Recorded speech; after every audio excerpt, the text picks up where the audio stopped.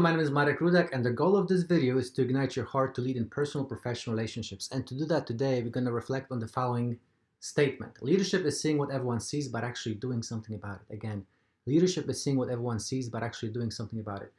So I stole this phrase from one of the panelists at the Biblical Leadership Conference put on by Grace School of Theology. Was a very good event. And the particular panelist talked about this as being his personal definition of leadership. And I always find it fascinating how people define leadership, because it's such a broad idea, something that you can do in so many different ways. Just as there's a lot of bad ways to lead, there's also a lot of good ways to lead. And so to me, it always fascinates me what that definition for the particular person is, because whenever I hear it, I gain another insight. And that's the case over here.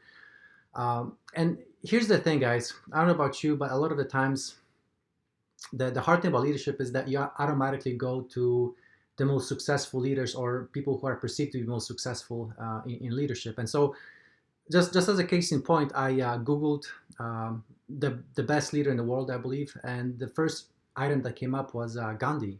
So I clicked on it and did some searching.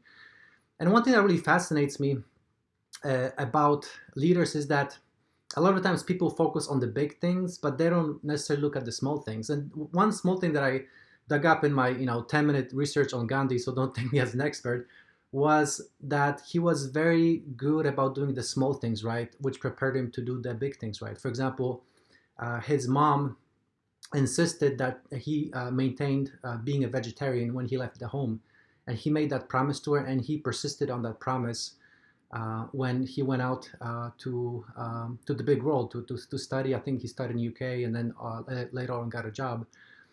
And because he was able to do the small things right, that's what prepared him to do the big things right. For example, one of his biggest things was nonviolence. And it's really hard to practice nonviolence when people are shooting at you or hitting you, but he did that. And in my opinion, he did that because he did the small things right.